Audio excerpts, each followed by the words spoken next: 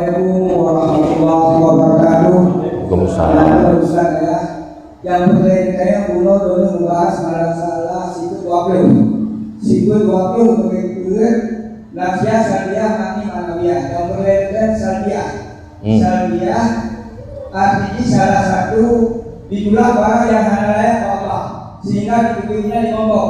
Tidak bapak mengkalau padu dari siapa nafsi. Yang berkaitan belum menjelaskan dan dimomboknya akibat yang lagi ditulah. Terima kasih.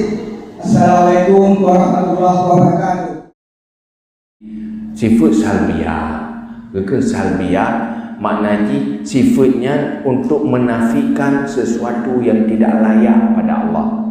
Kidam untuk mengatakan Allah tidak ada awalnya. Allah nak awal hana layak. Artinya duda beruna ke. Artinya na permulaan wujud Allah. Yang ada permulaan itu tidak layak sebagai Tuhan, karena setiap yang ada permulaan harus ada pencipta.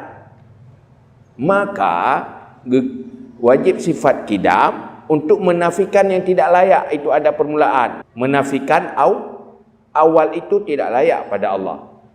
Bahkan Adam ada akhir wujud Allah itu tidak layak. Maka dengan baka menafikan akhir itu tidak ada pada Allah. Allah tidak ada istilah akhir.